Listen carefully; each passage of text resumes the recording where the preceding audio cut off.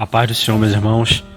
Vamos entrar na última parte dessa aula 8, né, na última aula do nosso curso, e vimos na última parte a visita da rainha de Sabá ali a Salomão, e ela ficou impressionada ali com todo o reino de Salomão, com todo o esplendor, com toda a glória daquele reinado, toda a riqueza e toda a sabedoria daquele homem, né? E agora a gente entra, né, nessa última parte, vemos que tudo que Salomão conquistou, tudo aquilo que ele conseguiu não foi suficiente para manter o seu reino firme e para ele se manter firme sobre o seu reino, né? A gente começa falando sobre um texto que está em Deuteronômio, capítulo 17, do 14 ao 20, né, que são os deveres do rei, né? Quando Moisés alerta o povo quanto a isso, que ele fala: quando vocês entrarem na terra, vocês vão pedir um rei, né? E o que esse rei deve fazer? E ele fala ali, né: não adquirirá para si grande número de cavalos, nem fará o povo voltar ao Egito.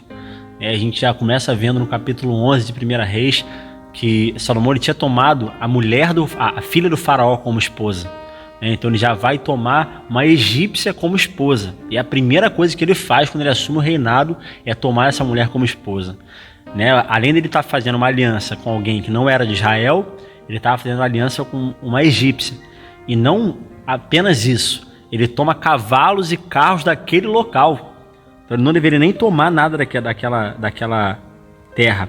E é justamente o que Deuteronômio vai falar: não fará o povo voltar ao Egito para adquirir mais cavalos, pois o Senhor vos disse: nunca mais voltareis por este caminho. Tampouco adquirirá para si mulheres em grande número, para que o seu coração não se desvie. E a gente lembra ali que o harém de Salomão tinha 1000 mulheres, 700 esposas, né, ou princesas, e 300 concubinas. E são essas alianças que vão levar o reino de Salomão a ruir, né? Essas alianças que ele fez com várias mulheres de vários povos. E o texto continua dizendo: não acumulará para si grande quantidade de prata ou de ouro, né? O que mais Salomão teve foi riquezas, né? Coisas que beiraram ali o capricho de Salomão, não eram necessárias, como 500 escudos de ouro, taças de ouro para os seus servos beberem, um palácio feito só para sua esposa, outro palácio chamado de casa da floresta do Líbano, uma casa que guardava os armamentos, uma sala de visitação onde tinham quando os oficiais de outros lugares vinham visitá-lo, eles se encontravam nesse palácio. Então, assim, ele realmente acumulou muitas riquezas. Tem ali a Bíblia dizendo que ele tinha 122.000 toneladas de ouro, então era muita riqueza que Salomão tinha. E o texto continua dizendo no versículo 18, Deuteronômio 17: quando se assentar no trono do seu reino, escreverá para si num livro uma cópia desta lei, que está diante dos sacerdotes levitas. Conservará a cópia consigo e a lerá todos os dias da sua vida, a cópia que ele mesmo faria, para que aprenda a temer ao Senhor, o seu Deus, e a guardar todas as palavras desta lei e estes estatutos para os cumprir.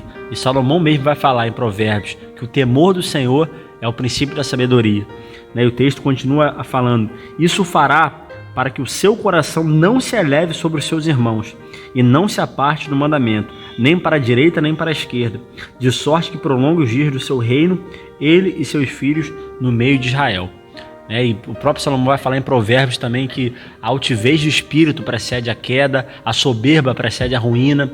Então, assim, ele de alguma forma se ensoberbeceu sobre os seus irmãos, ele se ensoberbeceu sobre aquelas pessoas que estavam abaixo dele, né? E Salomão realmente angariou muitas riquezas, seja através de impostos, seja através de tributos, de taxas alfandegárias, tratados de suzerania e vassalagem, porque naquela época o reino de Israel se tornou um reino suzerano e as nações ao redor, os amonitas, os moabitas, se tornaram reinos vassalos, né? Em troca da segurança que Salomão dava a esses povos ofereciam, enquanto servos e vassalos, riquezas, né, terras, pessoas para trabalho escravo. Ainda que ele não tenha escravizado nenhum israelita, esses escravos vinham de outras regiões. Ele tomou muito ouro de uma cidade chamada Ofir. Então, assim, Salomão realmente teve muitas riquezas, mas ele se esqueceu da palavra do Senhor. E o grande pecado de Salomão foi ele ter feito aliança com outras mulheres. Diz que ele tomou muitas mulheres para si, das Edomitas, Moabitas, Amonitas, e essas mulheres perverteram o coração de Salomão na sua velhice. E talvez por isso ele escreve em Eclesiastes: melhor é o fim das coisas do que o início delas. Porque ele iniciou muito bem, mas o fim da sua vida foi um fim que ele apostatou, um fim que ele se voltou para outros deuses, ele abandonou a aliança dele com o Senhor. Isso foi a grande ruína do seu reinado. Diz que ele levantou altares a Moloque, levantou altares a Quemós, que era outro deus, a Astarote, a Zerá, Baal. E esse deus chamado Moloque era tão terrível aquilo que acontecia em adoração a ele, que os filhos, chamaram de os filhos de Rinom, num local chamado Vale dos Filhos de Rinom, que era um dos 3 vales que circundavam o Monte Sião, onde estava Jerusalém, e lá nesse vale existia um altar chamado Altar de Tofete. Esse nome Tofete, ele vem de uma palavra chamada Tof. Tof é um tamborim que eles tocavam para abafar o choro das crianças quando elas estavam sendo queimadas, sacrificadas. A criança ela era sacrificada e naquele grito dela, desesperador, eles batiam esse tamborim chamado Tof e para abafar esse grito e esse choro daquela criança. Por isso o nome é Altar de Tofete. Então Salomão se entregou a essa divindade, ele adorou a essa divindade, essas divindades que não poderiam salvá-lo, essas divindades que não deram riquezas e nem paz ao seu reino. E ele se entrega a esses deuses por ter feito aliança com essas mulheres. E essas mulheres perverteram o coração dele. E Deus muito se entristece, A Bíblia fala que Deus se indignou com Salomão por conta dessa aliança que ele fez com essas mulheres e por ele ter abandonado os caminhos do Senhor, ter transgredido a aliança feita com o Senhor e se entregaram a esses deuses, E Deus fala para Salomão: Salomão, eu vou rasgar o teu reino, eu vou dividir o teu reino, mas eu não vou fazer isso no teu tempo. O teu filho vai sofrer essas consequências. E eu não vou fazer isso no teu reino por uma simples coisa: pelo meu amor ao teu pai Davi, pela aliança que eu fiz ao teu pai Davi. Olha como é que Deus valorizava a aliança que ele fazia com seus servos, como ele valoriza a aliança que ele fazia com seus servos, Porque ele fez uma aliança com Davi, ele não destruiu o reino de Salomão no tempo de Salomão, Mas o seu filho, um homem chamado Roboão, vai colher esses frutos, vai colher essas consequências quando o reino for dividido.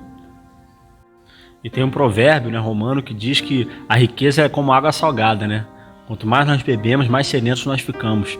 E talvez Salomão tenha perdido o limite do que seria isso. Ele tomou muitas riquezas mesmo, ele buscou aquilo que era vaidade. E ele mesmo vai falar isso em Eclesiastes: vaidade das vaidades, tudo é vaidade. E aquilo que Cristo vai falar em Mateus, do que adianta o homem ganhar o mundo inteiro e perder a sua alma. Nesse momento Salomão estava perdendo a sua alma, entregando a sua alma para o diabo, entregando a sua alma para o pecado e se apartando dos caminhos do Senhor, desobedecendo a palavra do Senhor, quebrando a aliança dele com o Senhor. Aquela aliança que Deus jamais quebraria, ele quebrou com o Senhor. E aquele reino, aqueles 40 anos de reinado, que sempre teve paz, sempre teve tranquilidade, nesse momento 2 homens, um chamado Haddad e outro chamado Rezon, vão se levantar contra Salomão. Então não tinha tido nenhuma guerra naquele tempo. E nesse momento a gente vai ver as primeiras guerras acontecendo em Salomão, muito por conta desse pecado que ele cometeu. E é aquilo que diz no Salmo de número 1, quando diz: bem-aventurado o homem que não anda segundo o conselho dos ímpios, não se detém no caminho dos pecadores, não se assenta na roda dos escarnecedores, E quando eu leio isso na Bíblia, eu vejo que é algo progressivo, Primeiramente, a gente anda, naquele caminho, depois a gente se detém, a gente para naquele caminho, até o ponto de a gente se assentar com aqueles homens transgressores, escarnecedores e pecadores. E eu creio que isso que Salomão passou foi algo progressivo, não foi algo da noite para o dia, Ele foi se envolvendo aos poucos com essas mulheres, ele fez aliança com essas mulheres, aos poucos ele foi aprovando essa adoração pagã dessas mulheres, até o ponto em que ele começou a adorar essas divindades, até o ponto que ele começou a adorar esses deuses falsos, esses deuses pagãos. Então Israel deveria ser luz para as nações gentias, mas como ser luz para as nações gentias se o próprio rei daquela nação estava adorando aos deuses daquelas nações gentias? Então era impossível aquela casa se firmar, mas um reino dividido, uma vez que o coração de Salomão estava dividido entre agradar as suas esposas e os seus deuses e agradar o próprio Deus. Então seria impossível, um coração dividido ter um reino firme e estabelecido. A única coisa que ele poderia ter para si seria um reino também dividido, porque isso desagradou muito o coração de Deus. E esse Salmo de número 1, ele vai continuar falando: antes tem o seu prazer na lei do Senhor, e na sua lei medita de dia e de noite. né? Será como árvore plantada junto à corrente de águas, que dá o seu fruto na estação própria e cujas folhas não caem. Tudo o que fizer prosperará. A gente vê que Salomão ele prosperou. Isso nos mostra que Salomão realmente andava nos caminhos do Senhor. Até o dia que ele parou naquele caminho, até o dia que ele se assentou com aqueles pecadores e se entregou à avareza, se entregou à idolatria, à apostatou da fé, se esqueceu do Senhor, e isso trouxe uma grande ruína para sua casa. E as consequências desse pecado vão durar séculos, vão durar anos, porque os reis que virão depois dele sobre a casa de Israel serão todos reis ímpios. Alguns reis de Judá vão ser homens de Deus, homens que vão reformar e trazer de volta a adoração no templo, mas em sua grande maioria, os homens vão se perverter. E essa perversão continuada vai gerar futuramente lá na frente uma invasão babilônica que vai destruir a cidade de Jerusalém, vai destruir o templo de Jerusalém e vai levar o povo para o exílio babilônico. E ali, a profecia vai dizer que Deus limparia o prato de forma a limpar da impureza dos pecados aquele povo de Judá e traria-os de volta para sua terra. Então a gente vê que nesse momento o reino de Israel está sendo dividido por conta do pecado e da idolatria do rei Salomão. E essa divisão do Reino Unido de Israel se dá nas mãos de um homem chamado Jeroboão. Jeroboão era um efraimita, então ele era responsável pelos trabalhos forçados ali na casa de José, ou seja, nas tribos de Manassés e de Efraim. Então ele tinha uma grande responsabilidade, e Salomão confiava muito nesse homem. Até que um dia aparece um profeta chamado Aías e detém esse homem no caminho dele e fala para Jeroboão: Jeroboão, Deus vai rasgar o reino de Salomão. E ele pega o manto que ele está sobre ele, rasga aquele manto, mostrando que o reino de Salomão seria rasgado como aquele manto. E ele dá 10 pedaços daquele manto para Jeroboão e fica com 2. E ele fala: Deus vai te dar 10 tribos nas tuas mãos. E as outras 2, por amor a Davi, vão ficar com o filho dele, um homem chamado Roboão. E nesse momento, então, haveria a divisão do reino.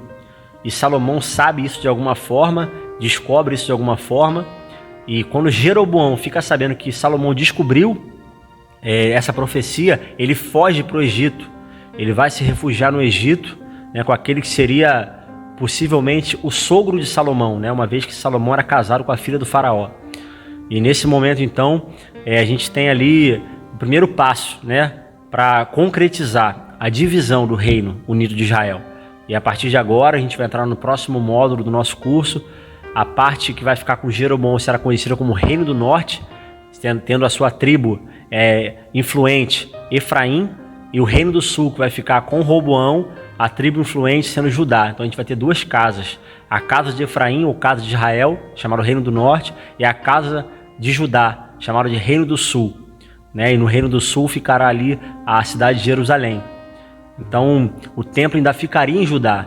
E com certeza, por mais que Deus estivesse muito irado com Salomão, e isso não é um antônimo do amor de Deus, mas é uma manifestação do amor de Deus, porque Deus amava Salomão. O nome Gedidia significa amado do Senhor. Mas por amor a Davi, pelo seu grande amor a Davi, pela aliança que ele fez com Davi, ele manteve 2 tribos ainda com a descendência e com a casa de Salomão. Então isso só nos mostra o quanto Deus ele valoriza uma aliança que ele tem com o servo dele. E quanto Deus valorizou a vida de Davi, por mais que ele não fosse um pai perfeito, um homem perfeito, mas ele foi um homem consagrado e um homem obediente ao Senhor, que amava a Deus com todo o seu coração. Isso a gente nunca vai poder negar, mas Deus não tem defeitos, Deus não se corrompe, Deus é imutável, todo dom perfeito, toda boa dádiva vem dele, o qual não muda nem a sombra de variação. Ele não muda as suas alianças, ele não abre mão das suas alianças, ele não revoga as suas alianças, porque ele é um Deus único. E ele selou essa aliança conosco através do sangue de Cristo. Então ele valorizava essa aliança com esses homens também.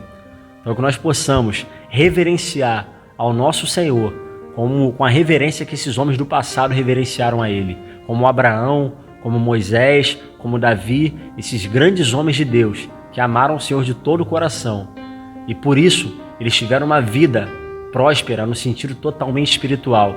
Eles viveram o melhor, viveram realmente uma vida santificada ao Senhor, puderam ver a glória do Senhor e contemplar a majestade do Senhor, porque eles foram homens que se dedicaram a Deus e reverenciaram ao Deus Todo-Poderoso. E por mais que Salomão tenha pecado, por mais que ele tenha errado, né, isso fica claro na palavra do Senhor, mas eu creio que o maior erro de todos esses relatos do Antigo Testamento até aqui foi o dia que o povo virou para Samuel e pediu para Samuel: Samuel, nós queremos um rei sobre nós, nós queremos ser como as outras nações. Né? Nesse momento Israel perdeu a sua identidade, porque Israel não era como as outras nações. Israel não tinha o governo de outros homens, mas Israel tinha o governo do próprio Deus. E no momento que Israel abre mão dessa paternidade, abre mão do reinado do Senhor, do senhorio do Senhor sobre eles, nesse momento Israel se perde. E a partir de então, o povo sofre muito nas mãos de outros reis, na mão de Saul, na mão de Salomão agora, vai sofrer na mão dos reis de Israel, de Judá, né? Porque da mesma forma que Salomão importou mulheres, fez aliança com mulheres, essas mulheres também importaram seus deuses e levou o povo a pecar. E esse pecado que Salomão introjetou dentro de Israel foi perpetuado por muitos anos.